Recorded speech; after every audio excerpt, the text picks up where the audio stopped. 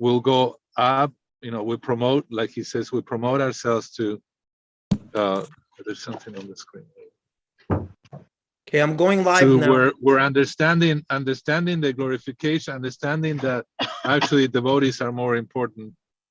Like even Krishna says that the worship of my devotees is higher than the worship of myself. So anyhow, on that note, I'll just leave the car. Here's Trini, and you were gonna read a verse, so she'll tell me. Going to sing. Just going to sing a verse. Or Bhavatrini, she's a famous singer, so maybe she could sing it this time. I don't know what you're planning to sing. Let me see. Oh, you know them all. All right, let me see if I can locate it here. Good, I found it. All right, and let me share the screen. Hit the share the screen. Okay, so Bhavatrini, please sing. Can you see the third verse there on the screen, Bhavatrini? Oh, let's see. We're live streaming right now. Yeah, I see it.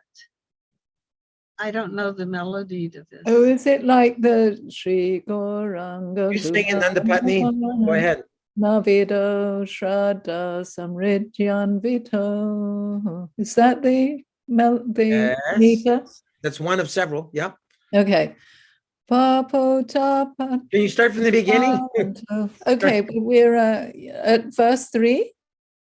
Yeah. Verse number 3. Okay. Yes. Gosh. Okay, this is the challenge. Shri Gauranga Gunana Varna Navido Shraddha Samridhyan Vito Papo Tapanikarinto Tanubritam Govinda Ganamrita Anandam Buddhivadhanai Kanipano Kaivalya Nishtarako Vande Rupa Sanatana Raghuyago Sri Jiva Gopalako. Everyone in unison on the last line. Vande Rupa Sanatana Raghuyago Sri Jiva Gopalako.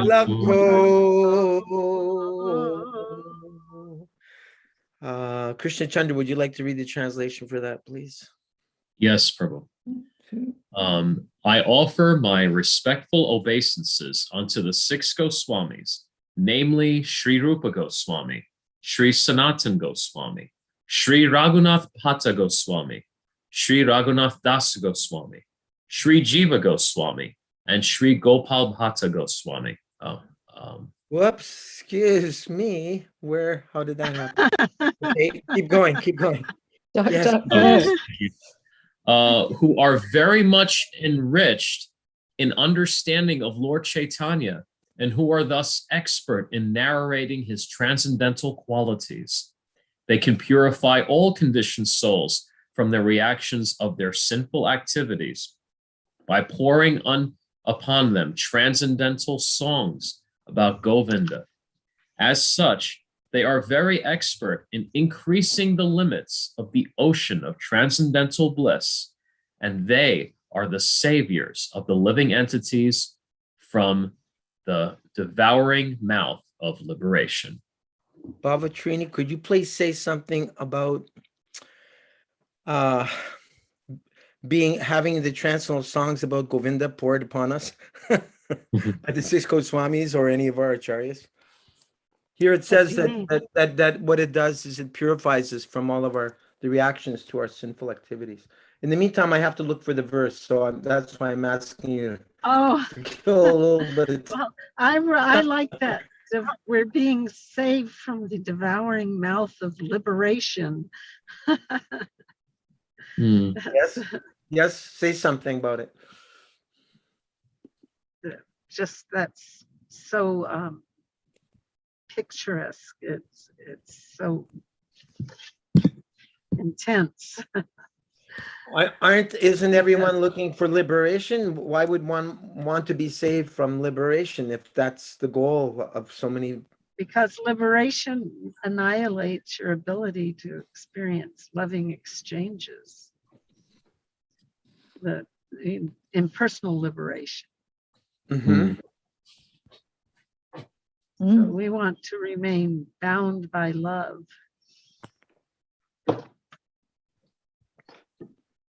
Great answer. Great answer. Rasa. Yes. Rasa. Mm-hmm. So the desire for liberation gets in the way of rasa with Krishna. Absolutely. Yes.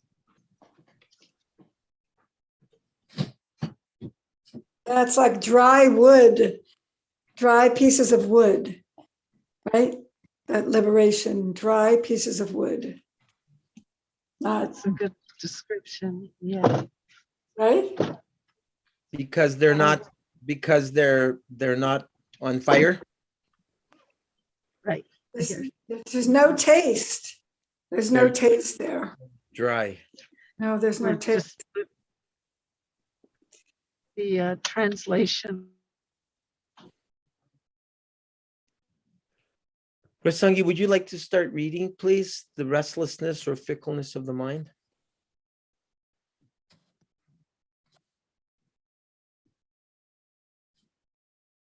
Okay, let me see. The restlessness or fickleness of the mind, manovega, is controlled when one can fix his mind on the lotus feet of Krishna. The Chaitanya Charitamrita Madhya Lila 22:31 says, Krishna Surya Sama, Maya Haya Andhakar, Yaham Krishna Tahan Nahi, Mayar Adhikar. Krishna is just like the sun, and Maya is just like darkness. If the sun is present, there is no question of darkness. Similarly, if Krishna is present in the mind, there is no possibility of the mind's being agitated by Maya's influence. The yogic process of negating all material thoughts will not help. To try to create a vacuum in the mind is artificial. The vacuum will not remain. However, if one always thinks of Krishna and how to serve Krishna best, one's mind will naturally be controlled. Any comments or questions on that? Pretty clear, right? Like where the sun is, there's no darkness. Mm-hmm. So if we can, don't you feel that sometimes? Like you can be in a funk and then start to think of Krishna and automatically feel better? Mm-hmm. Happens to me all the time. Start chanting our japa, or start reading a book. Yeah. The Krishna, trick is, sorry. the trick is to have it be like a go-to, a natural go-to. Like we have to decide that I don't like this misery and take shelter, because we can spin our wheels as long as we want in anxiety and stress and confusion or lamentation or fear. But really, we have to know that we have the option to not go there and take shelter of Krishna. It's really up to us. That sounds very empowering. It's true. That's the only power we have, isn't it? I mean, we have a little power as living jivas, and I think that's what we have. We have the choice of where we allow our mind to go. Who was it that said, I don't know if it's from a movie or where, that a man is as happy or as unhappy as He much makes as he up his makes up? mind to be. Yeah, who is that? Who said that? I think it was a president. Okay. It was like a famous quote, Uh-huh. Abraham Lincoln or somebody. It's an eternal truth. And you know what they say in our 12-step programs is, they say it everywhere, but the pain in life is inevitable, but the suffering is optional. Nice. So it's really up to us. And that's what I do in my work. And that's what I strive for, is to not spend time in the suffering, making a choice to focus on something that's uplifting, that's positive, that brings me up instead of brings me down. So And when you're that's- dealing, sorry, go ahead. That's the principle in the Dharma code of purity. We think it's just about taking a bath and putting on tilak. No, it is internal purity in like letting go of those things that bring us down. Like I used to like to watch cop shows. Mhm. I Me too. just did. I like to watch them, and I liked when they solved the crimes, Right. But I don't do that anymore because I know it has an effect on me. So choosing those things throughout Oh. our day that Uh-huh. uplift us instead of bringing us down is the principle of purity in the Dharma code. Nice. Yeah. So when you're dealing with your clients and they're coming to you with so many sufferings, then it sounds to me like you're guiding them in that way. Don't allow yourself to focus, because whatever you focus on expands, right? So if you focus on the negative, then you're only going to create more suffering. So true. It's so true. That's kind of like mindfulness. There's lots of names for it now. Right. I mean, I just wish that we had more like yoga psychology, like our friend David Wolf has started, that we could actually talk to our clients about the 3 modes of nature. I do sometimes. Nice. I hope to be able to do more of that, be more out front with yoga psychology, and based on the gunas and the mode of goodness and what things help produce the mode of goodness, what things create passion and ignorance, and help them make better decisions, I guess. Can I make a comment about the purport there, whatever it was, where Prabhupada's talking about the vacuum, that some people want to go into this vacuum. Have you got it there? Yeah, Kira? sure. Yeah. That it's not natural for a vacuum to be existing. Right. I mean, this is It's artificial. To try to create a vacuum in the mind is that's artificial. it. Yeah. The vacuum will not remain. Right. So for me, when I read that, I have a feeling of pathos in my heart, kind of a What does sadness. pathos Pathos mean? is sorrow, sadness, because I know that people, especially, in contemporary culture, they make inordinate efforts to meditate. And then as soon as they stop meditating, the onslaught of the modes is there. Right. So in terms of Vaishnavism, it's such a kind of nuanced thing, or it's such a kind of a leap to bring the person beyond that method that they're involved in of trying to suspend the suffering, basically, especially when people have been very, very hurt in relationships. They think, oh, well, yeah, I'd love to go into the void. The void would suit me just fine. Thank you very much. But it's tremendously sad because Prabhupada says over and over and over that it doesn't work. But that's the tendency, I guess, and that's one reason why Buddhism is so popular today, because it's saying, if you're suffering, come on and join us in the void. Yeah, Nivashesha Sunyavadi. I mean, this was Prabhupada's big thing to smash that one on the head, And another attractive feature, I believe, about the void or Buddhism is you don't have to surrender to Krishna. There's no surrendering involved. Yeah. Well, there is no God and no soul. Right.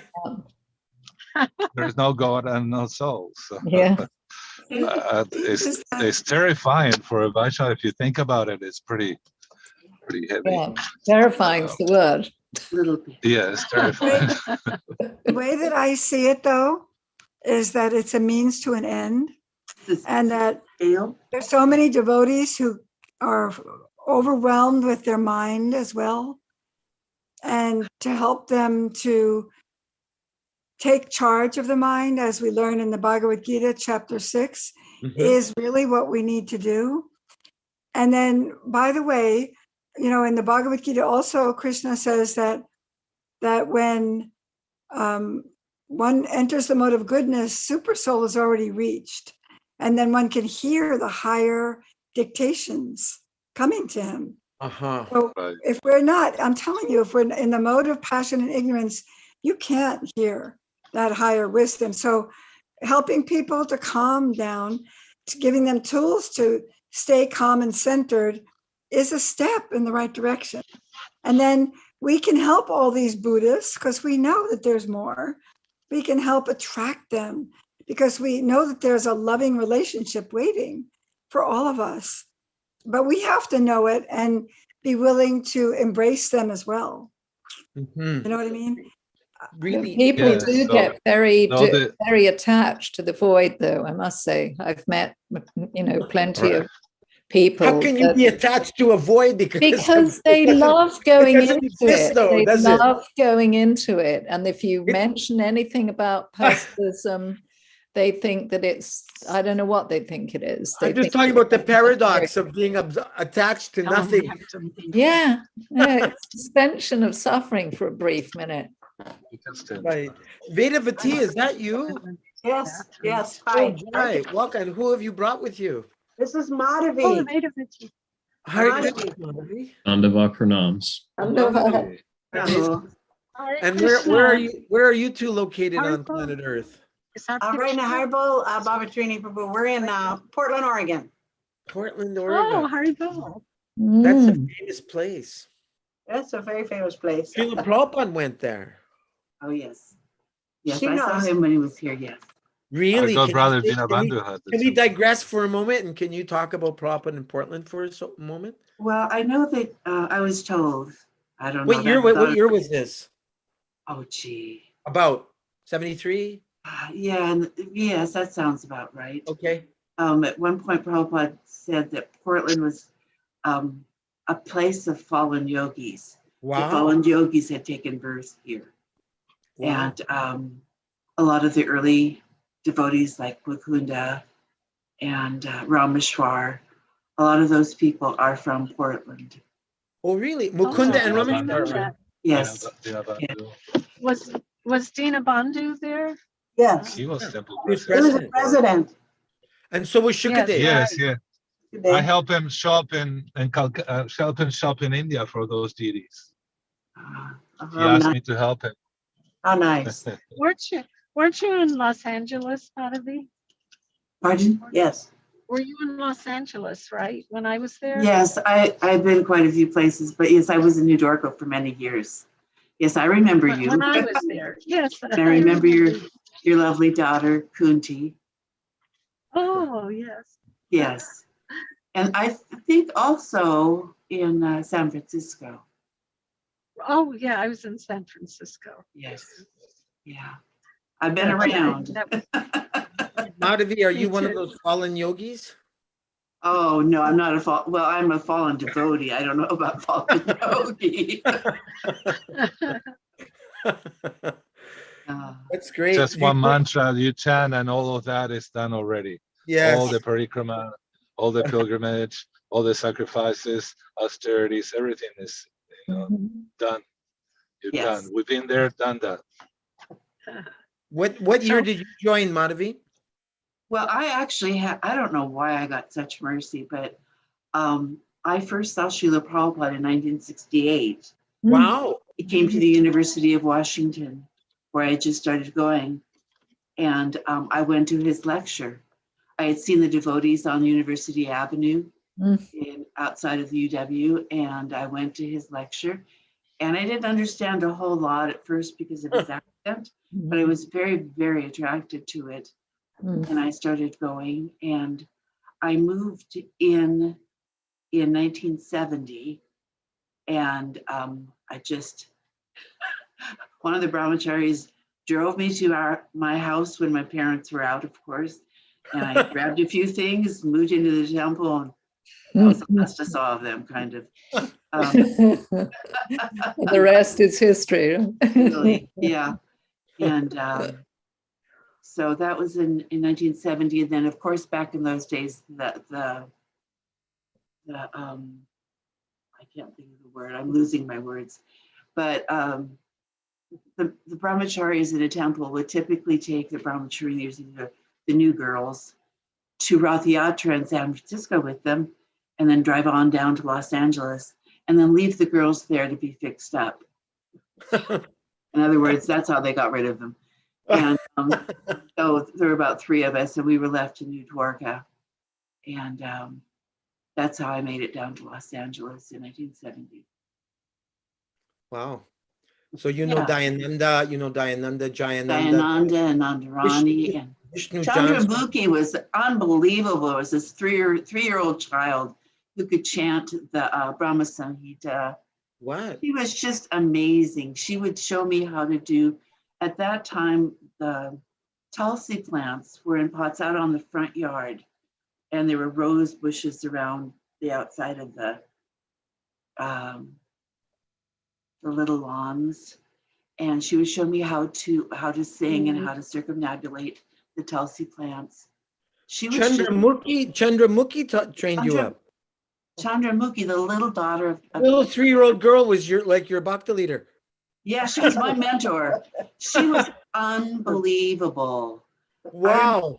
I remember, Whose daughter was she? Dayananda Nandarani. Oh, wow. I remember previous to that at the Rath Yatra, I was sitting and I told her, just happened to mention to her that we had seen Srila Prabhupada in lecture that morning at the San Francisco temple. And I was kind of flaunting that because she had just arrived. And she said, well, I live in New Dwarka. We see Srila Prabhupada give a Bhagavatam class every morning. Because he lives there, and she was really something. She was a very advanced child. Wow. In one place, Prabhupada said, if you knew who was taking birth in our movement, you would faint. Yeah. Yes. Wow. I'm not surprised. Yes. And Vedavati, you joined what year? Pretty much 1975. Okay. Yeah. So she actually helped me put on a sari for the first time down in LA. That's where I learned to dress like a devotee. So she was my trainee for clothing. Fashion designer. That's where you joined. You joined in Los Angeles. I didn't really join there. I actually joined Hanuman's traveling party. Really? Well, Yeah. Nrihari and Bhavatrini know all about that. Did they go there too? They were with him sometimes. Well, is that Hanumat or Hanuman? Hanuman. Like monkey. Monkey Hanuman. Hanuman. He was a Swami. Yeah, he was a Swami, and then he married Bhaktadasi from Argentina. That's his sister. My sister. Is it? Oh, you know all about him then. Yes. Is she I met him still- first time in Buenos Aires. Uh-huh. Actually, it was after my idea was to run away from the cities, and I had met devotees all over. I was living in London, and then I went back to Argentina, and then I thought, oh, I'll go back to America, make some money, and buy a little farm, something non-violence. Maybe I can have sheep in Patagonia. And so there I am. That day I threw the I Ching, that Chinese divination book, so famous in our generation. And he said, the great sage will be at a crossroads, and it's your friend for life, forever. And so, wow, well, that's pretty triptych. Yeah. And so I took the metro, the subway, and I got off to make a minute to take another bus to get to the travel agent. And there he was, Hanuman with the danda in the corner. And of course, it was representing the great sage, Srila Prabhupada. And I approached him. I said, oh, you speak English? Are you Hare Krishna? I said, yes. And he was looking for paint. He had just rented a a place to make the temple in Buenos Aires. So I joined, and then later, a week later, actually I took him to the hardware store, and he gave me a card with the Maha Mantra. Oh. And I said, "Oh, I know this. That's great. Okay." So I kept it, and then my sister, she's older than me, 11 years older, Bhakta. And I said, "Oh, you know, she said, "Oh," I said, "This is pretty far out, but I was there with my daughter at the park. And there's a famous park, Recoleta, which is there's a hill. It's like I become like hippie hill in a way. All the intellectuals and artists and hippies and like everybody will hang out there on the weekends. And my sister, it so happened that her daughter later on became Gangamai. She heard the Maha Mantra, Hanuman chanting, and pulled her across. She was a year and a half. She was a year old. Yeah. And so you were talking about these extraordinary children. They were like really, and some of them is like, you know, Batrini's oldest, you know, he made her join the movement in a way. He wanted that hairstyle, you know, that those devotees were wearing. So anyhow, Gangamai Guadalupe pulled her across the street. He said, you know, she wanted to be at the kirtan. And there was Hanuman, and he brought his servant, Prakashananda Prabhu, passed away. And anyhow, we met, you know, we always talk to each other. Said, "Oh, what are you doing this weekend?" Or said, "Well, you know, I just met with this really far out people." Said, "What?" I said, "Oh, you mean Sannyasi Swami?" I said, "Yeah, and I have a card." I said, "Oh, I have a card too." I said, "Let's go check him out." So that was the beginning of. I think probably I stayed a week later. I never left because right off the bat, Hanuman, being French Canadian, he didn't speak the language too well. He asked me if I spoke English, and I was trained. And in English, I went to English school, you know, grammar school. Anyhow, and then my high school, my major was chemical engineering, so I had to study. So I taken too long. Anyhow. Yeah, I'm trying to get back to the verse. Yeah, what made me stay was translating Srila Prabhupada's books, and then a week later, everything. Yeah. We have someone with us here named Ola, and I've asked who they are, and if they're able to put on their camera. And then because we're taking turns reading, so I don't want to miss anybody out, but I don't know who Ola is, and if they will disclose their identity. Then Jivan Muktas after that. Prabhu, are you able to come on camera, or are you busy eating or doing something and just listening? Excuse me. Sorry? I want to come too. I'm coming too. I'm very hurry and I have to go, but we'll be back. Okay. So we'll be gone for a little bit. Come back when you can. Sorry, I didn't mean to put a. Good to see you. Thank you. Hare Krishna. We'll see you soon. We'll be back. Jai Jivan Prabhu, obeisances. I'll go to Srila Prabhupada. Thank you. Okay, got the verse, Laura? Yes, Nandapatni. Sorry for making you wait so long. All right. Okay, Jivamukta, would you like to continue, Prabhu, about how anger can be controlled? I need to read this. Similarly, anger can be controlled. We cannot stop anger altogether, but if we simply become angry with those who blaspheme the Lord or the devotees of the Lord, we control our anger in Krishna consciousness. Lord Chaitanya Mahaprabhu became angry with the miscreant brothers Jagai and Madai, who blasphemed and struck Nityananda Prabhu. In his Shikshastika, Lord Chaitanya wrote, Dranadapi Sunichina, Darorapi Sahishnuna.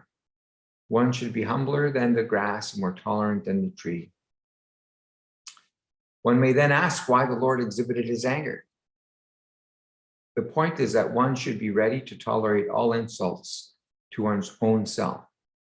But when Krishna or his pure devotee is blasphemed, a genuine devotee becomes angry and acts like fire against the offenders. Krodha, anger, cannot be stopped, but it can be applied rightly. It was in anger that Hanuman set fire to Lanka, but he is worshipped as the greatest devotee of Lord Ramachandra. This means that he utilized his anger in the right way. Arjuna serves as another example. He was not willing to fight, but Krishna incited his anger. You must fight. To fight without anger is not possible. Anger is controlled, however, when utilized in the service of the Lord. Would you like to say something about this verse, Prabhu? I mean, this paragraph, excuse me. We could say that the devotees are fighting against the modes of nature. They're fighting against illusion. They're fighting against Maya. And in that sense, they're sublimating that an anger, a certain type of anger, towards the development of Krishna consciousness in themselves and others. Sublimating means engaging, the dovetailing. Redirecting, directing in a positive way. So there's we could say that it's not necessarily all, that it's such it's like that in every case, but we could also possibly even surmise that compassion, feeling compassion for all living entities, is a way of transforming anger, because a pure devotee, a great sage, sees the suffering of all living entities, and they understand the source of that suffering is this material energy, or is ultimately false ego and perverse desires. So, it's a different manifestation of a transcendental type of an anger. If I'm understanding you, are you saying that sometimes we could turn that anger on our own selves, so that we're angry because we're not being as serious or strict or pure as we could be? Yeah, it's not angry in the sense that where someone's offended a pure devotee or Krishna, but it's that same energy that we direct towards rectifying something which is negative, because anger is ultimately the rectification. We want to rectify something which is wrong, which has been done, which has been offensive to someone. And likewise, for ourselves, when we see our mind, we can become angry at our mind. Bhaktisiddhanta said, we should beat our mind in the morning with our shoe, and at night beat it with broomstick. Right. So, that's like angry, getting angry at the mind. Why are we getting angry at the mind? Because we see how it's trying to, draw us deeper and deeper into this material atmosphere, just unrelenting in its efforts. And so the soul, who's actually the soul that is introspective, could actually distance, him or herself from the mind, and see the mind as being like a separate kind of energy that needs to be controlled, so that devotee becomes, if you're hitting something with a shoe and a broomstick, that's definitely demonstrating anger. And Bhaktisiddhanta wasn't one to, he was totally, his perspective is totally legitimate and, perfect. Now, I know that we could look at the mind. There was, the comment that the mind could be viewed as a friend as well. But the mind is a friend when it's actually helping us advance in Krishna consciousness. It's our enemy. This is what Shastra says. The mind, Krishna says in Bhagavad Gita, your mind could be your best friend or your worst enemy. It's your worst enemy We could say that it's your worst enemy if we don't follow Bhaktisiddhanta's instructions to beat it into submission.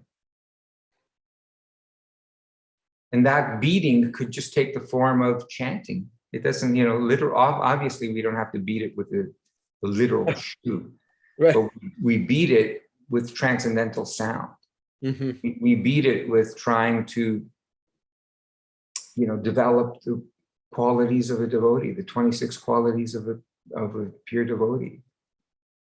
We beat it whenever we respond negatively in a situation, or we lose, our composure, and, we don't, because we should be reflecting in everything that we do, every action that every word that we say, every action that we perform. A devotee is very self-reflecting. And so we realize, oh, you know what? I shouldn't have said that. I shouldn't have said it in that tone. Mm. Next time I'll be better. Next time I'll try to do better. Mm-hmm. So that's beating our mind, right? Mm-hmm. And, if you want to use that terminology, that's like seeing, oh, you know what? I kind of let go there for a moment, and my mind got the better of me, and the negative, and next time I'm going to be more in control. Mm-hmm. Thank you. Does anyone have anything to add? I wanted to mention something, if you don't mind. Yes. Like Yes. today's Raghunath Das Goswami's appearance day, right? Oh. And we're reading Mana Shiksha. And in the Mana Shiksha, he calls his mind my friend. So he has a different approach to his mind. And, I think literally, if we're taking that beating, some people might think I have to abuse myself. I have to be harsh on myself in order to change. And I just want to say that as you were saying, Prabhu, I appreciate that it doesn't mean literally to abuse or beat our mind or negate ourselves. It means that we see what we're doing and we strive to do better.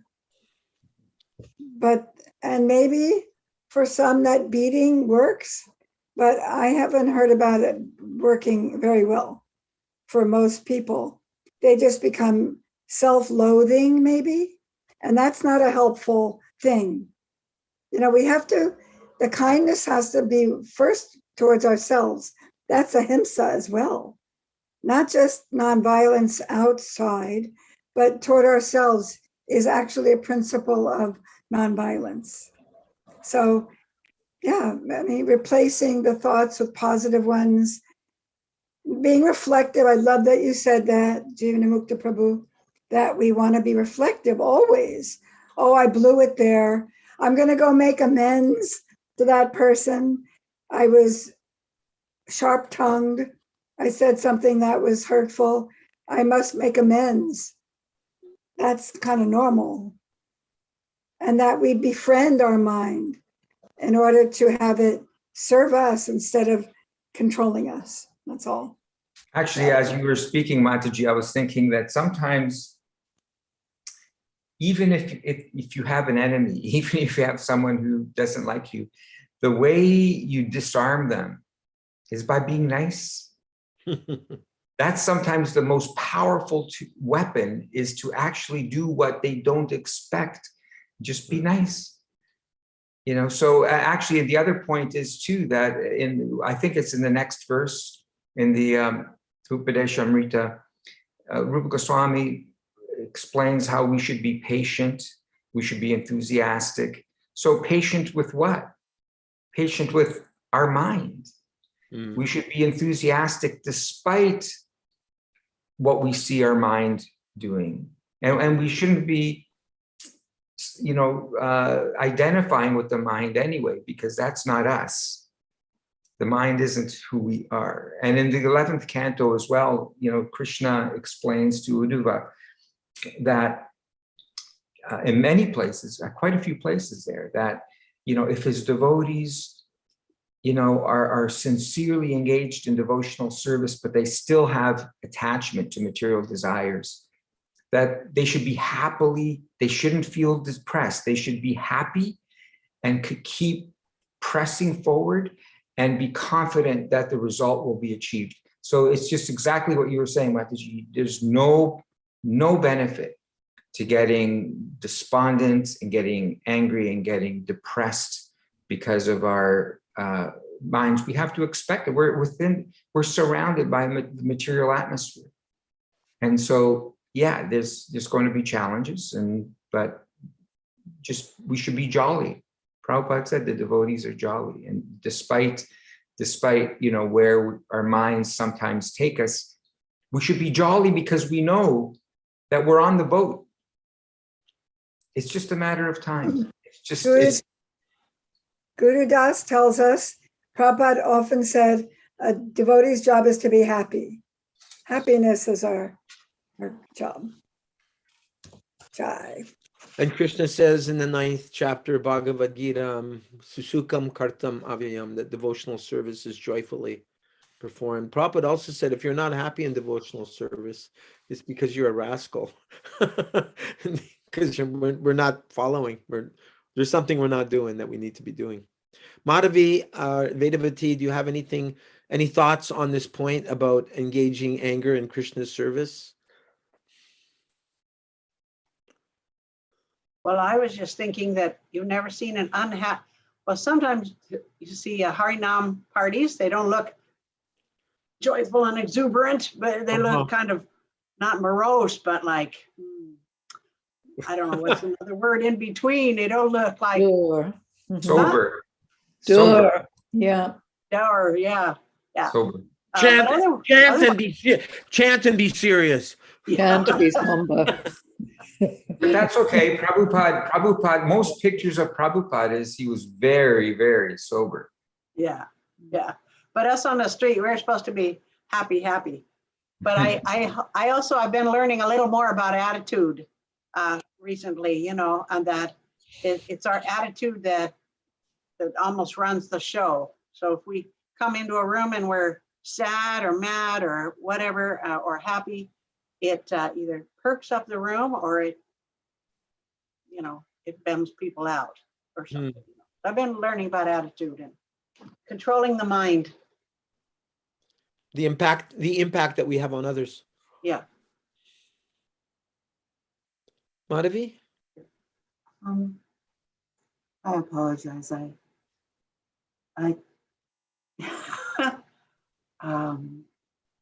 haven't been doing enough reading lately, but there's that sloka that says, from this comes that, from that comes this. And anger comes from what? Desire? From lust. Yeah. Unsatisfied lust. Which burns like fire and is never satiated. Okay, so I think if you're angry, you have to trace it back and see what the actual cause is, what it is that's truly making you angry, and deal with that and realize that it's not what you think is making you. It's like, you're not angry about this. Basically, there's something underneath that. It's a lack of Krishna consciousness that's making you so angry.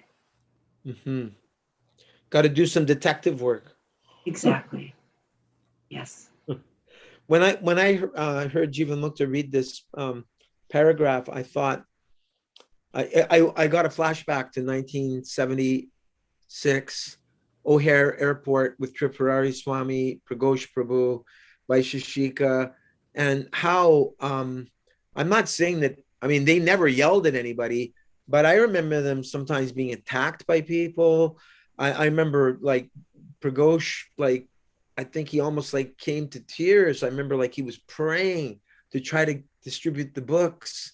There was this intense mood that no matter how much the, karmis, demons were trying to thwart us, or some guy came, I forget what his name was, with these clickers, click, click, click, click, click, click, click, click, click, click, click, click, click.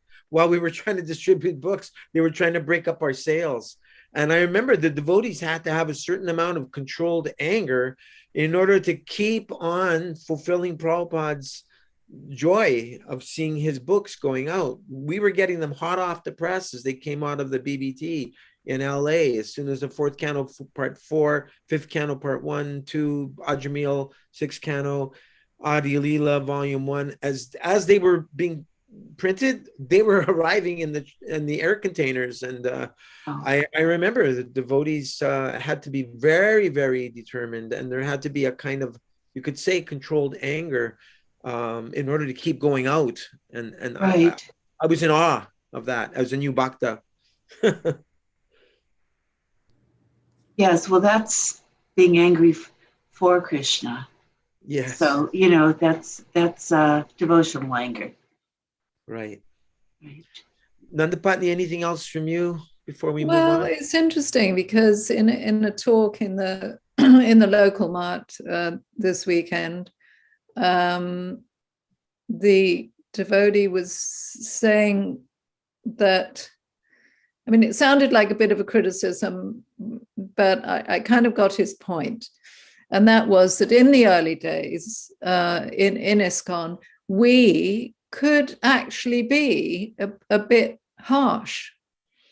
And that when one matures, with each other, you mean? With one another? No, with preaching, a bit, okay. Kind of fire and brimstone. Fanatical. Yeah, kind of ramming it down people's throats type of thing. And that, as one matures, one can become a bit more nuanced as to how you present something, because Prabhupada has said that, not to be disturbed if people don't take. We're just simply there to present, but we're not there to kind of clobber them over the head with the Srimad Bhagavatam. We're there to try and be exemplary, and in some ways after all, we're representing Srila Prabhupada when we're attempting to do any preaching. So our etiquette and our speech and our kindness are a very attractive feature. That reminds me, one time, I won't mention his name, but he was a very amazing book distributor. And I remember this one Christian was heckling him and giving him a really hard time. And finally, he just got pushed to the limit, and he said to the Christian, "Do you eat meat?" And the guy said, "Yeah, of course I do." And he said, "Then I can't talk to you because you're not even a human being yet." I still remember that from 1970. Yeah, we've all had those guys on our tail. But I saw the other mood as well. I can't remember if it was Vaisheshika. I think it was maybe more Pragosh Prabhu, where if there'd be a Christian looking, and you could tell that he was like maybe envious, or what are we up to, and he'd go up to the guy and say, "Have you been saved?" He'd say that to the Christian before the Christian could say it, and the guy would say, "Yeah, of course I've been saved." When were you saved? Have you been bathed in the blood of Lord Jesus? And the guy would say, "Yeah, I have." "Well, hallelujah, brother." And he'd grab the guy's arm and start pumping it and shaking it. But it's really wonderful to meet a genuine Christian out here and completely turn that person around by saying to him all the things that normally the Christian would say. Have you accepted Jesus into your heart, etc., etc. So that's a better technique, I think, than blowing people away and smashing them over the head with the Gita.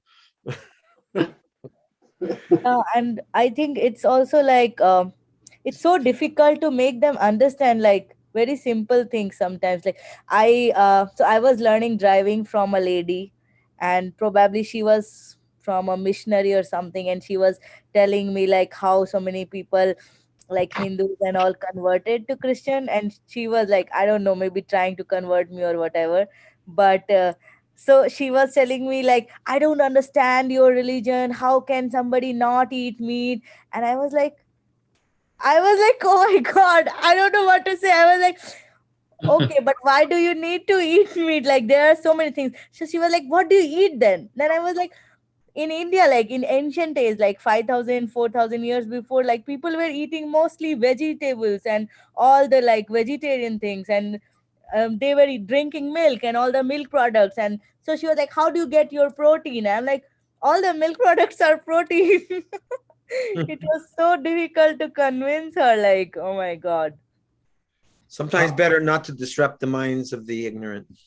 Yeah, it depends on the person's approach. If they actually want to know, then they're approaching you with a certain amount of humility.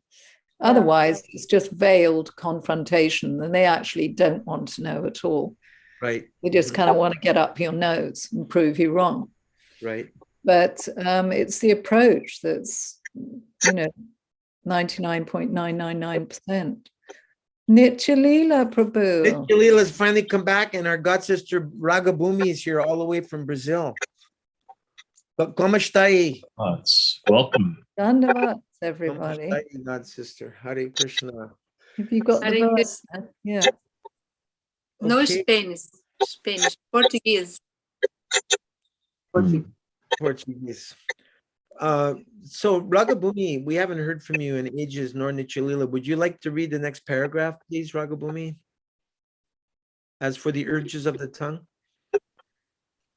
I try. Wait a minute. As for the urges of the tongue, we all experience that the tongue wants to eat palatable dishes. Generally, we should not allow the tongue to eat according to its choice, but should control the tongue by supplying prasada. The devotee's attitude is that he will eat only when Krishna gives him prasada. That is the way to control the tongue, to control the urge of the tongue. One should take prasad at scheduled times and should not eat in restaurants or sweetmeat shops simply to satisfy the whims of the tongue or belly. If we stick to the principle of take only prasada, the urges of the belly and tongue can be controlled. Do you have any comment on that, Ragabhumi? Do you have some comment on that, what you just read? I agree.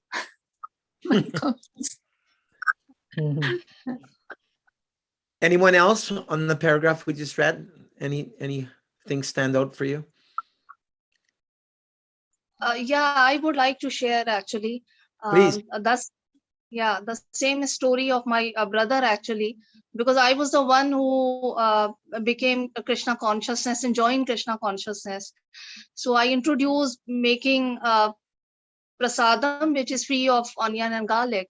So it was not being welcomed by my brothers, especially, like they would say, this is a very boring sort of food and how you can eat it and how you can control it. And life is not for such penances. Life is for enjoyment.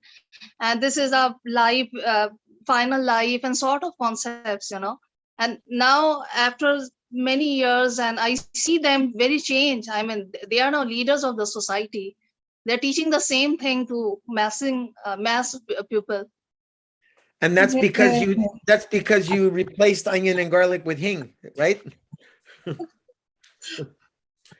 Because of your prasadam that you prepared for your brothers, you were able to help take them away from the onion and garlic, correct? Yeah. Very powerful story. I think like my brother, he was telling my mom, like he's trying to convince her a lot to stop putting onion and garlic. And he was like, if you don't stop putting, I will start cooking my own food separate. Like he was like, he already shifted to another floor. He was like, I'm going to have my own kitchen and prepare my own food. And my mom is like, oh my God, she's scared because he doesn't know cooking. So she was like, oh my God, he will create a fire hazard. I don't know what to do. Because your brother wanted the onion and garlic? No, he doesn't want. He's against. He doesn't want. Yeah, he doesn't want. He's just 23 and he's like, I want to go to temple, and every day he's threatening my mom, I'll just take out $10,000 and run to the temple. Wow, is that because you encouraged him, or is he was like that on his own? I like introduced him. He see that I am so much active, and then he also started following. But he's at another level. Like he just threatens at home every day. Like, I'm going to run to temple. Then he can have all the prasad he wants, no onion, no garlic. Yeah. Shikharani, does he want to take sannyasa sort of ashram? He wants to, but like I am also not telling him to do that because he's so young. I am like, you should first think it out loud and like make a plan and then do things rather than doing anything in haste. Yeah. Shikharani, would you like to read? Let's see. Did you read? Who read the last paragraph? Leela's going to read. Yeah. Okay. Okay. Go ahead, Nichila. Okay. In a similar manner, the urges of the genitals, the sex impulses can be controlled when not used unnecessarily. The genitals should be used to beget a Krishna conscious child. Otherwise, they should not use. The Krishna conscious movement encourages marriages not for the satisfaction of genitals, but for begetting of Krishna conscious children. As soon as actually I have the same phone where I am reading. I have not opened up my laptop. Okay. So, begetting of Krishna conscious. Yeah. As soon as the children? Yeah, as soon as the children are little grown up, they are sent to our Gurukula school where they are trained to become Krishna conscious devotee. Many such Krishna conscious children are required, and one who are capable of bringing forth Krishna conscious offspring is allowed to utilize his genitals. Any comments on that?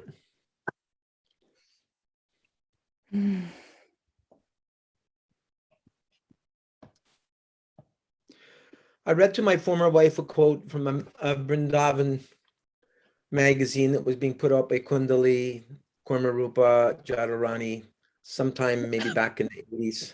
And Srila Prabhupada said, there's no greater fortune for a boy than to grow up in Vrindavan, what to speak of being educated in Vrindavan. And my former wife had been a psychologist working as a counselor in the Montreal school system. I read this quote to her and I said, you know, with all the problem that there's been with men in the Gurukulas, I have a feeling they're probably open to having women teaching in the schools. There was no longer a Gurukula in Vrindavan, but it had become a day school. So I said, probably, you know, our tuition would, you know, be covered if our son Mahaprabhu were to go there. You offered your services, you know, I'll do my best to support you. And anyway, she went on her own. We were supposed to go as a family, but she just decided to do it on her own. And my son did go to the day school in Vrindavan for some years.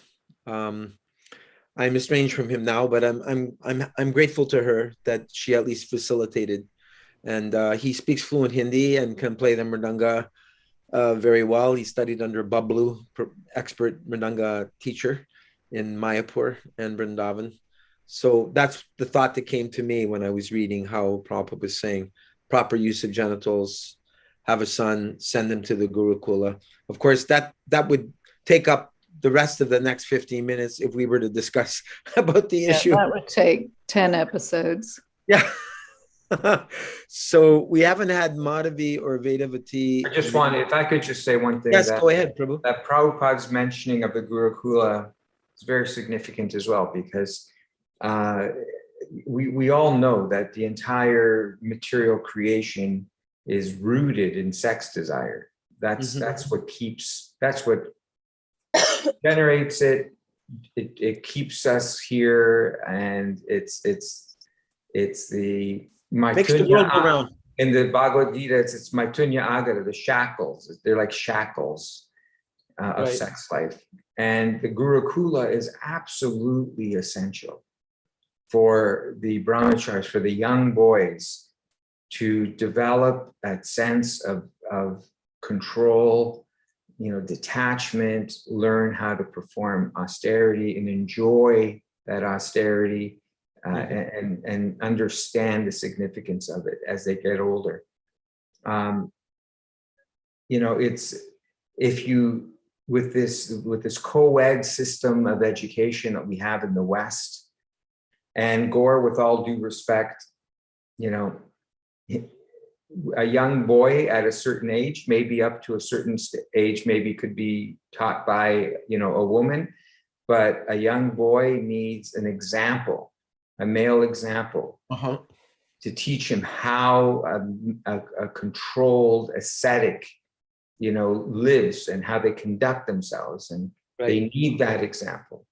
And it starts from the very beginning. And if they don't have it, if they're denied that type of education, that's the highest form of education. We can see how important that is and how that leads to the ability to understand transcendental knowledge, how that leads, Prabhupada said that if you can remain brahmachari, you're like 90% there. Just simply by remaining brahmachari. How important that is. But how do you do that? Well, the best way is to start right from the beginning. Like for us, we were brahmacharis when we joined at 19 and 20 years old. Yeah, right. That good luck. Good luck with that after 20 years of living, materialistic Western lifestyle. Yeah. But Prabhupada had set up the system that our children were to go to Gurukulas, and they were to be trained so that they weren't exposed to that disturbance, that profound psychological disturbance of sex life that is everywhere in Western society. You won't find too many Gurukulas around anymore. That's really, that's a very telling situation, because even when we talk about second generation devotees, this and that, second, third generation devotees, if you're not starting with the Gurukula training, it's all sentiment. It's all just sentiment. It's all just sentiment. Because that attachment, it doesn't matter how nice we are with the, play kirtan, you lead a nice kirtan or this and that. The point is to become detached, to control your senses, especially that sexual urge. If you can't do that, then it's the shackles to this world. We're shackled. Can I say something? Please. So, Jivan Mukta, did you have your children go to Gurukulas? We homeschool them. I had five daughters and two sons. Homeschool. Okay. Homeschool. So that's kind of different than going to a Gurukula. But you had your own Gurukula at home, obviously. But so my reviews are a little bit mixed, and I think there could have been a lot more done to create more success in our Gurukulas, obviously. My son went to Gurukula from the time he was school age. He moved into an ashram across the street from the temple in LA and was schooled there till middle school. And the interesting thing is he's a successful person. He's a devotee at heart. He's an amazing man, right? Nanda Patni knows my son. Yeah, he's wonderful. Yeah. He's a great kirtaniya. He's absorbed in family life now, but he has wounds from being taken away from me early in life. There is interesting, there was like some deep wounds that were created by the separation that we experienced at 4.5, 5 years old, even then. So I just think that, and then he lived at home and he went to school after that because he stayed in the ashram for a couple of years. And then was living at home with his father, and then with me, went to Gurukula during the day. But as far as going away to schools, I think it's a mixed bag. Oh, I agree with you, Mataji, 100%. I mean, I have to say that I'm I was a very, very attached dad. I mean, one of the reasons we homeschooled was I wanted my kids around me all the time. I mean, I wanted them. I can't imagine sending my kids away. I couldn't imagine that. And especially, my daughters as much, if not even more than my sons. I mean, I had 5 of them, right? So, and I totally get it. But that doesn't negate the importance of that type of educational system. So it's just a question of like having something like that, but having it close where the parents could still be there and participate. And there were some. There's the one in North Carolina that Mother Irmela had, and there was different Gurukulas like that, where it was a community-based school. Yes. So, but the point, especially for boys, the importance of, no one will deny the importance of training them young, to see women as mother, like not to see women as some, as objects of sense gratification. And, like this is essential. This is the foundation of Vedic culture. Like, it's not a small thing. There's no Vedic culture without that. There's no sages. There's no, great transcendentalists without that. It's all sahaja. Without that real, genuine, austere, group of men, there's no Vedic culture. Sadly, we haven't been able to come up to the mark over 50 years in establishing that. We couldn't do it in the beginning. It all fell apart, and there were tragedies and most, lawsuits and all the rest of it. So, I mean, I totally agree on the most ideal level. Yes, and yes again. But it remains to be seen if we can actually do it. Well, I think one of the reasons, my feeling is one of the reasons is that we didn't, when I say we, it's like the management didn't really understand the primal and fundamental importance of that part of our society. It was just like, put the kids in the school. It's like a daycare. The materialists kind of do that now too, The school is like a daycare, basically. It's a daycare, which is not. It shouldn't. That's not what school is. It's your training the future generations. It's so important. You know who understands the importance of education is the communists. They know the importance because they could go in there and completely take over a country by changing one generation. By affecting the minds of one generation, they could take over the country and the nation. And so, we can see that with devotees, if we understood how powerful training a young generation is, and unfortunately, as a parent, I heard the horror stories as well, and it's like, there's no way that I was going to send my kids and take a chance unless I was there and knew exactly what was happening. And that's where we have to build up the trust again. And that's where the focus has to be, which it's not. Although I did go to Mayapur, and Bhakti Vidyapurna Swami school was just tremendous. It was just so wonderful, very inspiring. But Bhakti Vidyapurna Swami, it's like he's sannyasi, totally focused on developing these young boys. I mean, they were just like little Vamana Devs, very, they were like little sages. It was wonderful seeing them. Is he still alive? Bhakti Vidyapurna Swami, yeah. Oh, well, that's good. That's like a ray of optimism. Have you ever seen the setup of the Gurukula in Mayapur? I have a little bit. Yeah, it Wonderful. does seem very pure, but it's not without its bruises here and there. But yeah. I mean,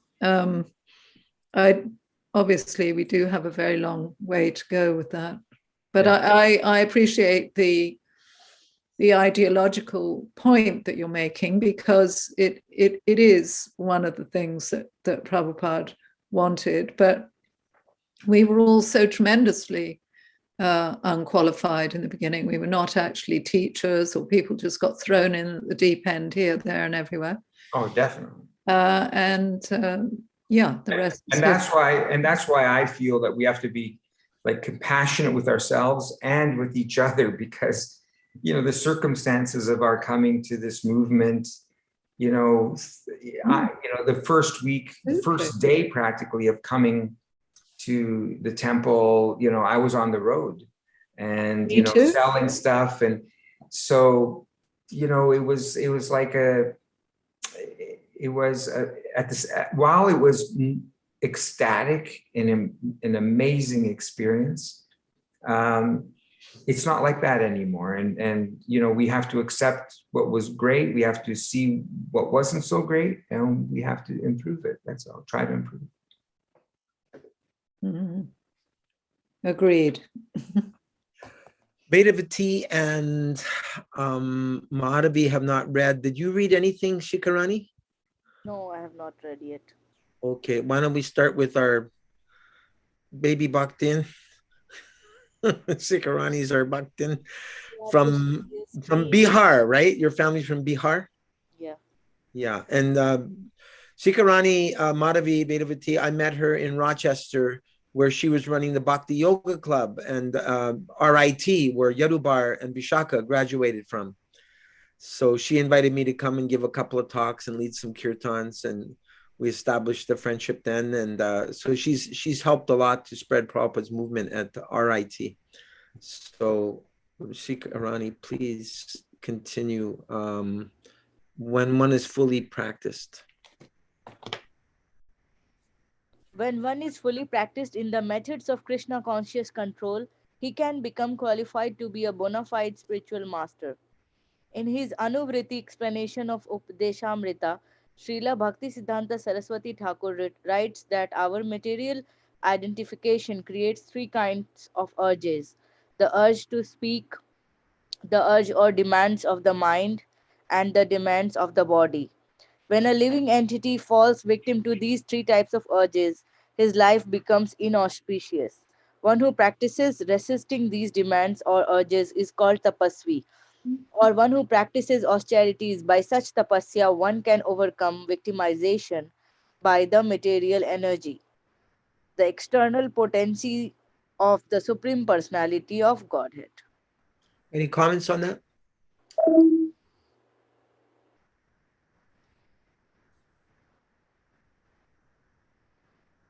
Just the idea that that's what you are taught in Gurukula. Mm-hmm. Tapasya. But we all do that, right? But as you learn that as a young child, then it becomes second nature, just like Mataji was saying about vegetarianism. Like for us to even, someone questioning it is like, what? You don't understand. You don't understand. So could you imagine being trained as a young little child to the importance of tapasya? You carry that with you. Right. Prabhupada said our Gurukula teachers should make austerity or tapasya fun for the kids. Yeah. I'm not trained in that. I don't know exactly how you make austerities fun, but I guess one who knows child psychology would be able to do that. Yeah, actually, I heard several contrasting notions that it is like forceful imposition of children. Let them choose their dharma and way of lifestyle. Why we are inculcating our ideology in their minds. So I always get such kind of notions from some people. But we always impose on the children. They're always going to be imposed upon. There's no other alternative. It's just that we decide to impose something which we feel and we know is going to benefit them. These materialist karmis are imposing their nonsense on the children. It's an imposition upon the children. They consider it normal. They consider that imposition to be the norm. And I think Prabhu is very right, because it becomes very, very difficult later on in your life when once you are like, suppose somebody like, I know that if I would have never drank tea in my life, it would have been so much easy for me to leave that and forget about it. Because like I know, like my father, he was always vegetarian since childhood. So he doesn't even know the taste of meat. So he never craves for it. Like people come to him all the time and they're like, you don't know how tasty it is. And he's like, yes, I don't know how tasty it is because I have never ate it. So like, if you are forcing your child who doesn't know what he is eating, that is also imposition, because he's not deciding. He's a child. He doesn't even know that whatever he's eating is a corpse. So if you really want them to decide, then let them be 18 years of age, and then you let them decide if they want to eat meat or not. Because my brother, so my mom was only non-vegetarian in my house and everybody was vegetarian. So when my mom, like, she was like, when she got married to my father, she was like, I will want to have my children as non-vegetarian, because she wanted company. So so my brother, he was eating when he was child, but then when he realized, he was able to leave that. But there are so many people who are not able to leave because they have that kind of taste and they are in that grip of that kind of taste, that it's so difficult for people who already have the taste. And like I always talk to all my friends who have been vegetarian all their life, and they never find it difficult because they never had to leave anything. They don't even know the taste. So it was like normal for them. So I think it's very important. Same is with any kind of coffee or tea. Like I drank tea because I didn't even know it is caffeine, and now it is so difficult to leave it. So I think it's very important to, like, if we really want our kids to decide, then we should not introduce toxic things in their life when they are children. Ignorance is an imposition. Ignorance is an imposition upon the soul. Mm-hmm. Enlightenment, knowledge of Shastra, that is the opposite. That is liberating. Ignorance imposes and enslaves you. That's it, although it looks as if it's the opposite. It looks as if training the youngsters in tapasya, in austerity, in discipline, teaching them all of these shastra, that seems like an imposition. But it's the opposite. Like Krishna says in Bhagavad Gita, what is daytime for the self, for the sage is nighttime for the materialist. It's the opposite. And what the materialists, especially these days, they're, they don't even want to tell their children what gender they are. Mm-hmm. I mean, that is an imposition upon the mind of these young people. It's also an imposition. Facebook, who've come before the Senate recently because they are hell bent on targeting 8-year-olds. Wow. This is their new target, and they've denied it, but actually it's been exposed that all their research is there. And actually governments now beginning to really freak out about this, because it's there are many statistics now for suicide and depression in teenagers based on social networking and virtual reality. And yet they want to bring this to 8-year-olds. That they can decide what their gender is? Well, that all those influences will be there. That all the the misguidance of how many people like me, how many clicks I've got, what body image, gender nonsense, or all the pervasions of Kali Yuga, just ghastly, ghastly, ghastly. Horrible. Yeah. So anyway, I digress. So, you know, I recall the one letter that Prabhupada wrote to one. There was one devotee in New York. I was told, you know, I forget the name. Anyway, he was confused about, you know, one day he was a man, the next day he was a woman, and oh yes, you know the story where Prabhupada San Francisco. The devotee was from San Francisco. Yeah, and Prabhupada was told about it. You know, Prabhupada is so amazing. You know, just he's so transcendental. You know, he wasn't phased at all. And I think he received a letter from this devotee, and Prabhupada said to him, "It's okay." He says, "You know, just choose one of them and be that." You know, it's like, okay, not that you're one day a man and the next day a woman. Just not any longer. You're going to be non-binary. I live in the non-binary Mecca of Santa Cruz. What does binary mean, or what does non-binary mean? Oh, it means a plus or a minus. There's either a plus or a minus. There's either a 0 or a 1. You're one thing or the other. So if you're non-binary, you are insisting that you are neither. Yeah, yeah. You know, this is gender fluidity. They've passed laws for this. And they think that this is advancament. Yes. We say the same thing in Krishna Consciousness. We say, when Jadharani came to Srila Prabhupada, said, Srila Prabhupada, the brahmacharis are saying, I can't make any spiritual advancement because I'm a woman. And Prabhupada said, yes, it's true. As long as you think you're a woman, you can't make any spiritual advancement. So in that sense, Prabhupada was encouraging the non-binary mentality, but the identification is with the soul. Yeah, I mean, the whole binary gender thing. Bodily consciousness on stage. Who's speaking? Oh, Bavatrini, are you speaking? I'm friends with that devotee that wrote the letter to Prabhupada. Wow. And he's actually initiated. His name is Gopinath, but she's a she now. So I was friends with, in San Francisco, maybe Madhavi was there then. His name was Wayne.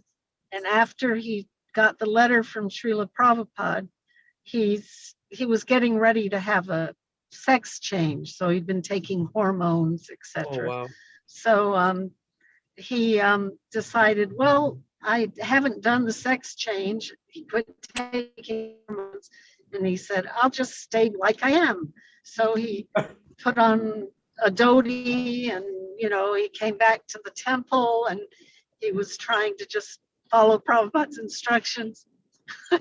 They choosing to be in a man's role, and they beat him up and threw him out of the temple.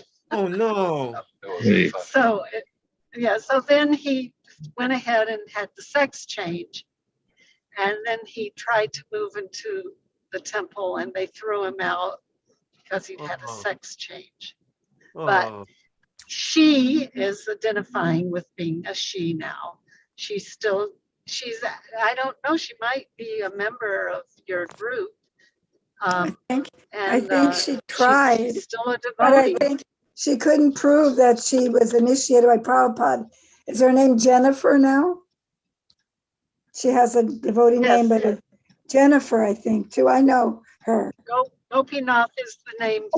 She was actually initiated by Srila Prabhupada. I'm witness to that. But boy, I think there couldn't be proof. But anyway. I don't know. Anyway, she's still practicing as being a devotee, and she was at that Clayton. Were you at Clayton at that old monastery that Narayan Maharaj had a program at? Yeah, I was there.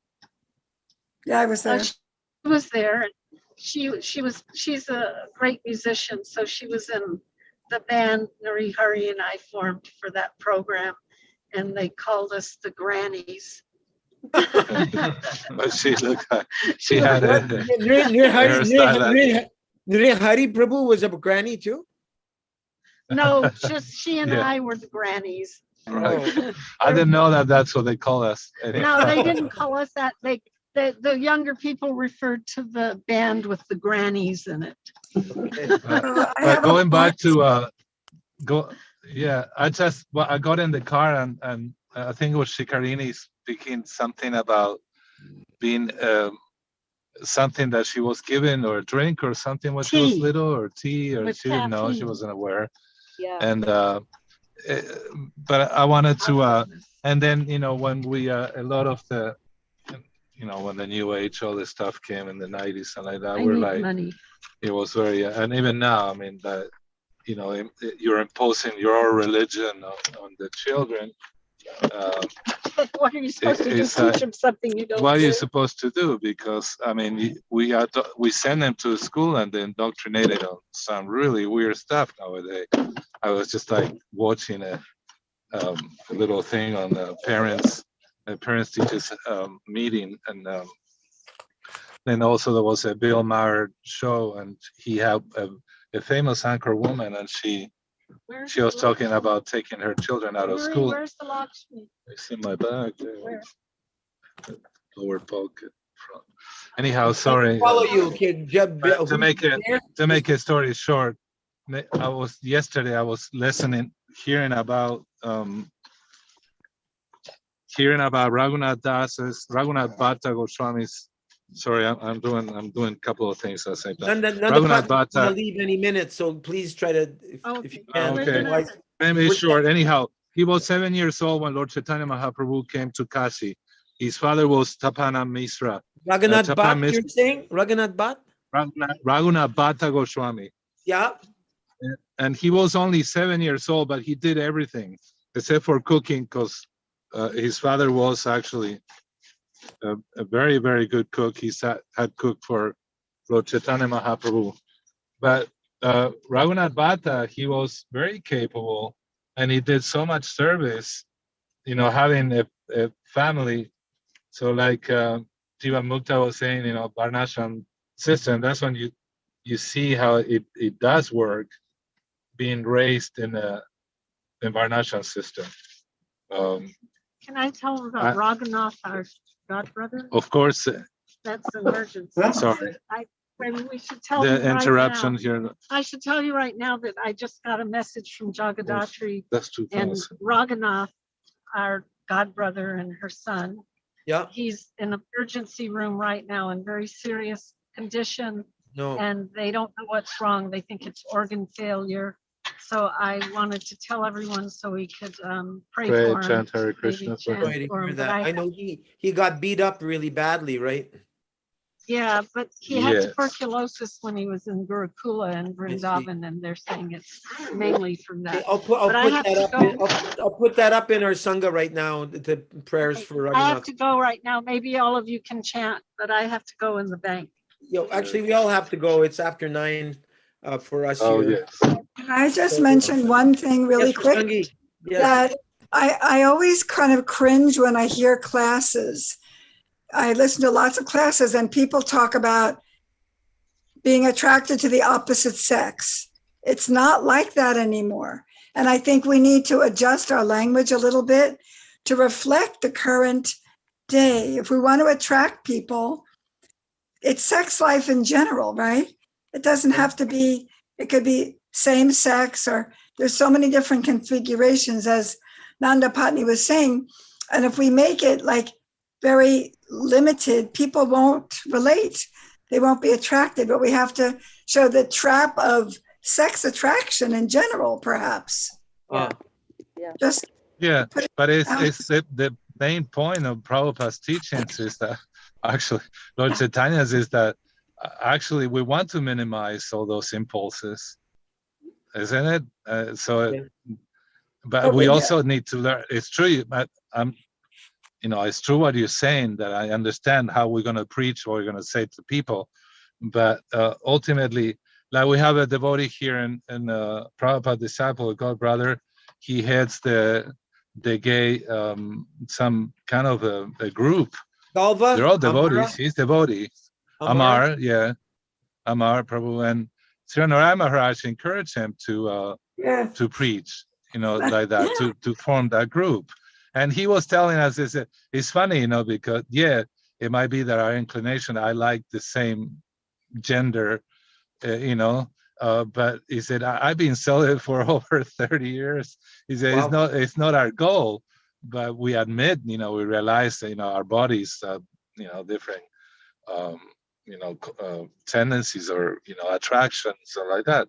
But it's also to be minimized. It's just that we don't, if we lose taste, if we don't have the taste yet for Harinam that will give us everything, we should wonder about that. And actually, what is our goal, our sandhya? We need to establish what our goal is For sure. as devotees.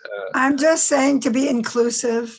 Right. I get it. We want to be as inclusive as possible so people can find a home with us.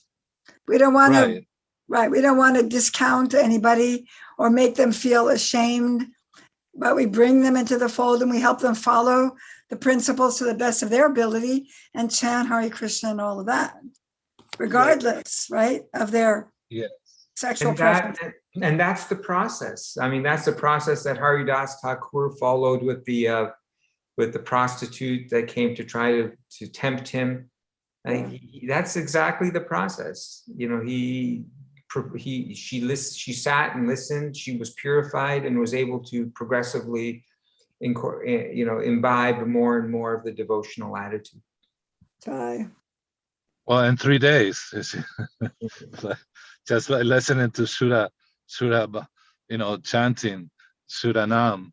Yeah, so it's one name of God will clear all our material desires, because as long as we have them, Prem is not present. As long as we commit offenses to know the holy name, but mainly Vaishnavas.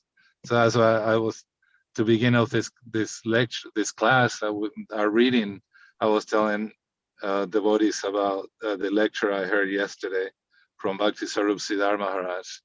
And 5 hours is actually very, very phenomenal. It covers all the points, and it covers too why is that we are where we are, where I am. I'm not including all of everybody, but what is it that we don't get the result of chanting? We've done 40, 50 years of chanting, and are our hair standing on end? Our tears flowing incessantly when we chant the name? Why? He was saying, well, I like his lectures. So it's always asked why, and then he gives reference that they're all backed up by all the Goswamis and by very nice examples and like that. And so, Varnash, last class we ended up what it looked like arguing on, or the debate on whether Varnashram system should be established or not. First of all, I think that it's already naturally happening, and then it practically will present a lot of problems, because, like Rishangi was saying, how are we going to address people now? Society has changed so much, and laws. If you do a varnashram and imply laws or like that, but the main point is love. The central point is Krishna for varnashram to be successful. So I don't know, as a remedial, I mean, we're caught in between, and we can accuse our God brothers, they just didn't do what Prabhupada wanted, like having farms and whatever, I mean, if we want to find fault, we'll find it. It's just that I think it's like when we said it's about all of us, and so I wouldn't know. I wouldn't even dare to come and dictate the GBC how they should behave or do. But day to day, we live in a non-Vedic society, and with all its dangers. Prabhu, if I could just interject one thing, that as I agree with you, that I'm kind of not so inclined to be so critical in a certain way, but at the same time, if you accept the role as a leader, like if you accept that role, then you must accept the responsibility that comes with it. You must understand that there's tens of thousands, hundreds of thousands of devotees that are looking to you for leadership, and they're looking to you to set, to establish a direction. Just like in material society, it's like 70% of the people just blindly follow the leaders. Whatever they say, they just follow. They don't even think. So in ISKCON, Prabhupada set up the GBC. They're seen as the leaders. If you accept the post, if you accept that position, then there's a responsibility that comes with it. It is a huge responsibility. Very,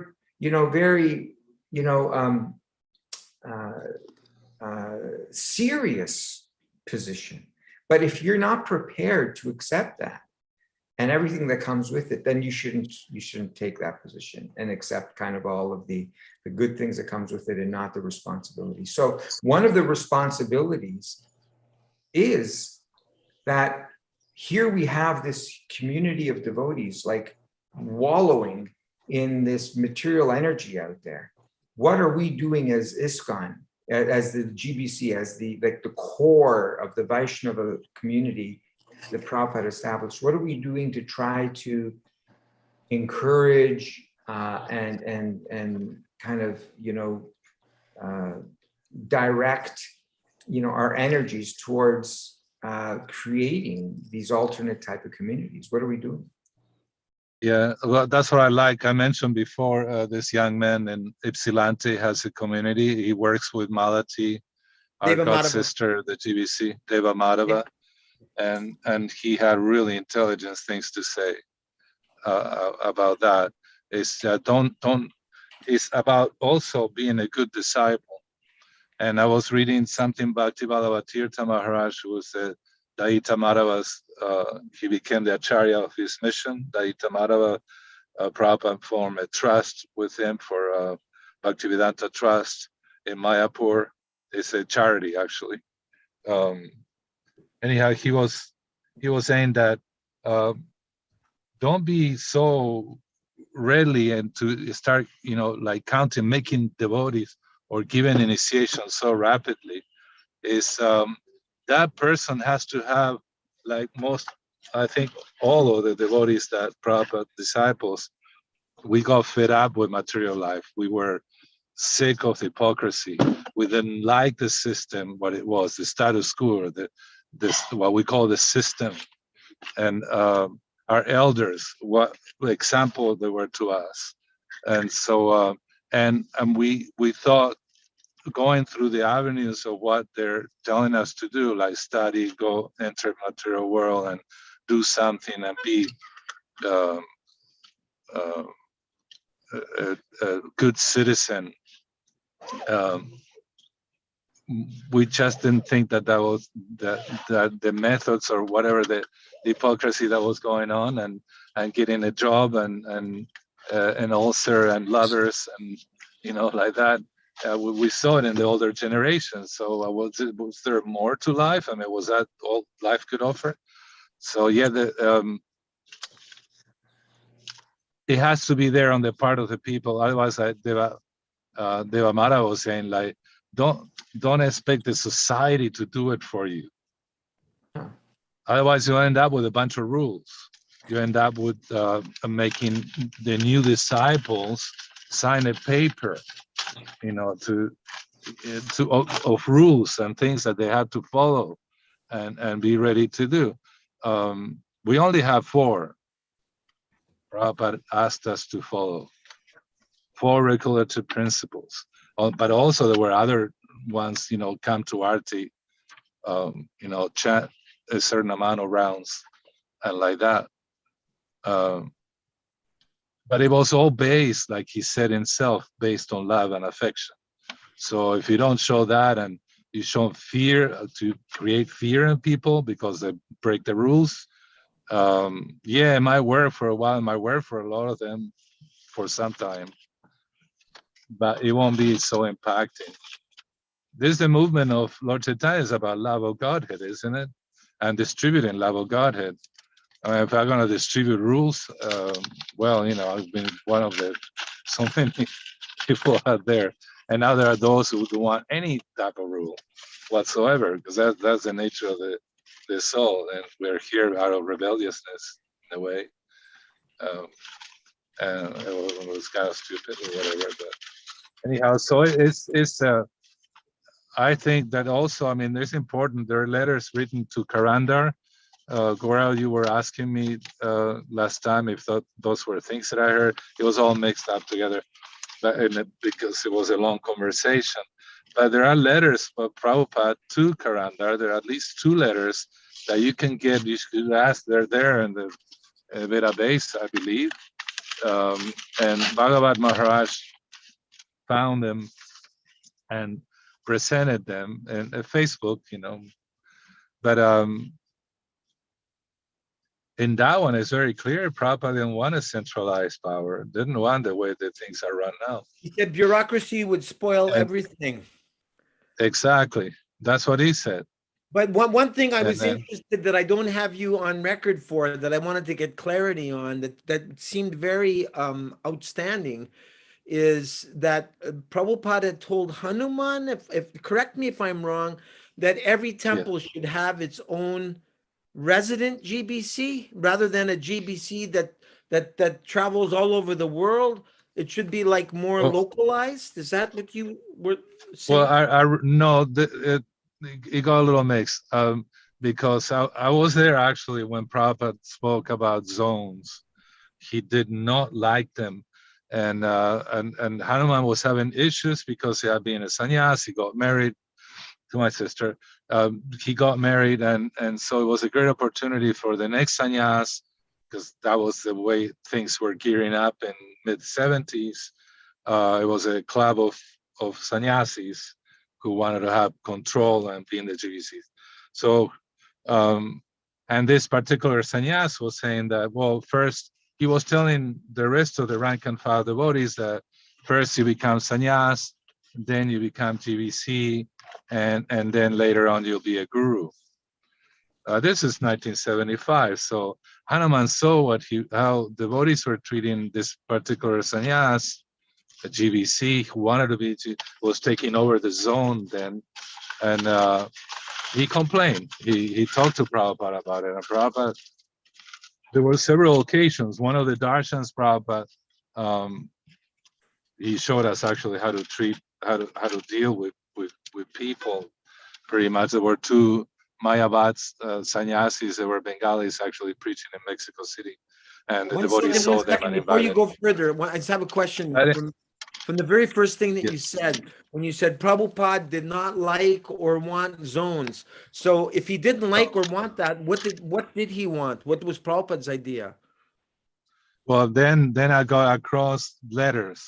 I'm talking about Maharaj, Govinda Dasi, where he said in Mexico City he did not like the zones, and then he said, wherever there is 2 men, there's 2 opinions, meaning that there's always going to be some argument between 2 men, especially leaders, how they want to do something and what to do about it. Then there was an order, the pecking order that was being established, like the zonal things. Then nowadays it's called zonal. You ended up with a zonal guru. Zonal acharyas. Prabhupada said, no, wherever there's 2 men, there's 2 opinions. So now what we agreed on, he said, is that we want to propagate the movement of Lord Chaitanya. He didn't say ISKCON, he said the movement of Lord Chaitanya. He said, I'm part of it. He created a society that was for that. It's not that we are the movement. Yeah, when Prabhupada was here, I think it was the biggest representative really of Lord Chaitanya. Like Prabhupada said, I was, like Peter mentioned, Prabhupada said, I was the only son. So yeah, it was that. He mentioned that the preaching should be done regardless of the zone. Then also I found documentation where Prabhupada said he wanted not a centralized, Karandar wanted a centralized governing of the society from Los Angeles, everything from BBT, printing, etc. And for a while it did go like that, because I was part of the ISKCON Press, what it was called then, ISKCON Press, and we were a branch of it. So there's the part of administration, and it's the part of giving example to others as a leader. So Prabhupada, the purpose of the GBC, it was to find an exemplary devotee among the local devotees and vote him in as the temple GBC? president, As the as temple the president. GBC. Okay, I'm trying to get a vision. No, I'm trying to see in my mind's eye, what does it look like? If Prabhupada didn't want zones, I'm not challenging you. I'm just trying to get a clear picture. If Prabhupada didn't want a zone, he didn't at that particular time, Gorak, did he he want? didn't say I want this, but he said I don't want don't want this. That's what I was witness to. It doesn't sound clear to. I mean, I can't. It's nothing tangible. If Prabhupada didn't want zones, what did he want? He wanted to translate and said, don't bother me with administration. So, okay, then he gave guidelines to, it's true, isn't it? That Yeah, I remember him, I've witnessed that. And also we see him from lectures and writings. Prabhupada said, you know, he was so mad in 76, and when he got to, I was in Vrindavan and there was a meeting, he was pretty upset with all of them. And he said, we can have this gone under a tree. Sell all these darn buildings. Right. Sell of them. You know, all this headache and stuff you said you have. I mean, because yeah, once you start administrating, there's physical property to take care of, then there's a big deal. And there was a lot of property. There's a lot of money too that came into ISKCON.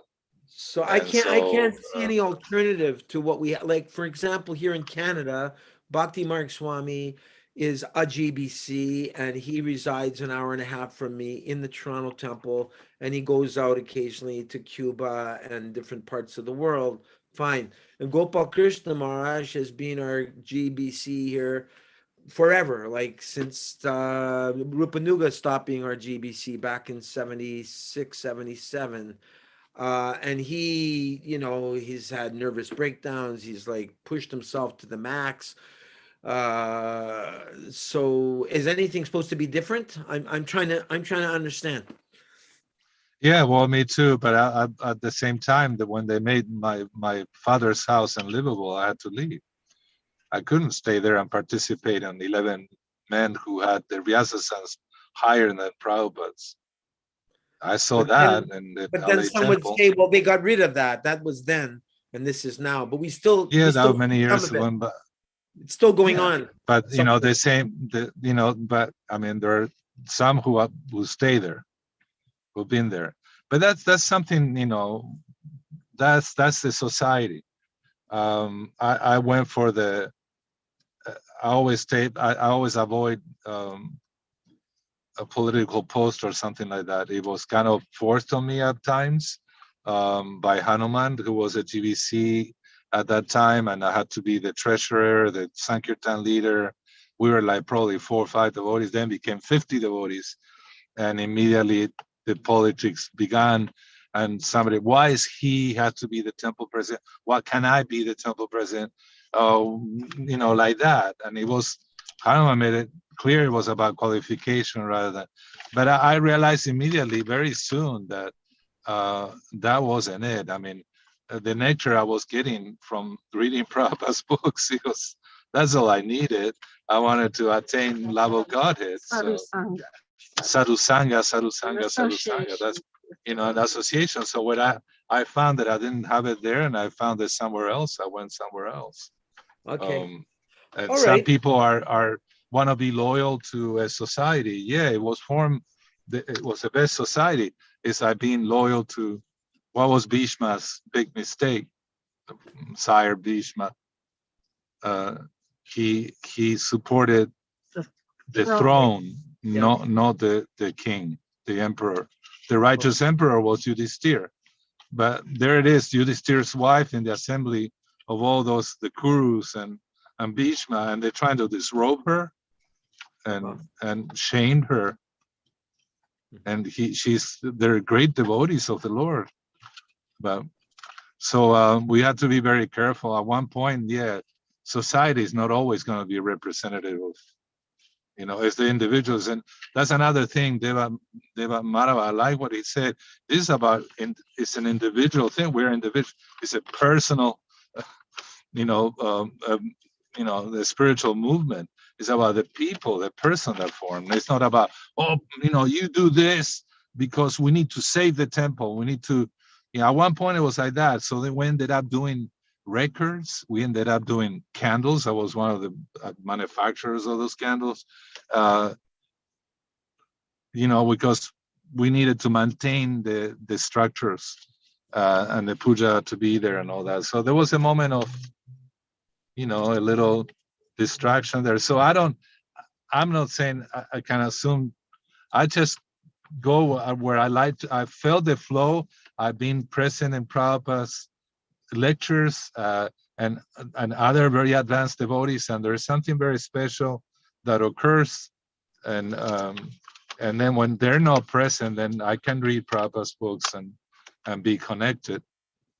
Like, but Prabhupada but then, told you and Hanuman and your sister to go to the Vaishnava.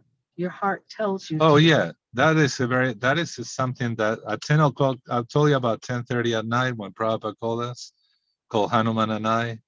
Yes. And I went to see him, and that's when Prabhupada said, I just don't get along with my god brothers. And Prabhupada, cracked a joke. He said, well, I didn't get along with mine either. It's true. I mean, we just saw that letter. You printed that letter, that Tirtha, when Prabhupada asked him, he's trying to be submissive to the system, okay? And so here it is, a senior god brother, sannyas. Did I send that to you? Did I send that to you? Yeah, you did actually. I'm I trying think to it's on find it WhatsApp. so that Nitya Leela knows what we're talking about, and Ragabhumi knows what we're talking about, and everyone knows what we're talking about. It was a letter to where Tirtha Maharaj, where Prabhupada is expressing a desire to come preach in the West, correct? Well, take sannyas. He asked him for sannyas. Yes. And he tells him what. Said, well, we'll have to see about that, right? He didn't. Yeah, what the service. No, you had to align yourself with this society and its desires and like that. And then all that is going to require men and monies and all this. And so you should, just comply first with us and see how you do. And then, in a way, saying, yeah, we'll judge to see if you're qualified or not. Right. And in the meantime, like Hanuman was giving orders directly from Prabhupada. Prabhupada was giving direct orders from his Guru Maharaj, Srila Bhaktisiddhanta Prabhupada, and what to do. And then in the case of Hanuman's god brother, he was junior, but he could have been an older one too, telling him, no, you have to do what I'm telling you to do. And so Hanuman was a little, he was being kicked out of the zone, he married. It was a so-called a fall down, which Prabhupada didn't care about much. So in that meeting, it was crucial that one of the things he said, it was then to go to the Vaishnava your heart tells you to. Hanuman asked, when Prabhupada, you're not around, what do we do? Who do we take shelter of? How do we guide our lives? If we need some question arises. And he said, go to the Vaishnava, your heart tells you to. And now the GBC he didn't say he's gone. The He didn't say go I Diamat. wanted to make a The payment. GBC will say that you can only go to the Vaishnav bill. I'm sorry, I'll shut up. No, that's okay. I was listening to you. The GBC, I got it on the card about it. Oh, okay. I'll have to do it later. Thank you. Sorry. Yeah, anyway, it's already 20 to 10 here. It's very late. I want to thank everyone for coming. I hope you'll come back in 2 days from now. We'll continue this. Everyone pray for Jai Raghunath. Yes, we all pray, please, for Raghunath Prabhuji, who's in the hospital. Praying.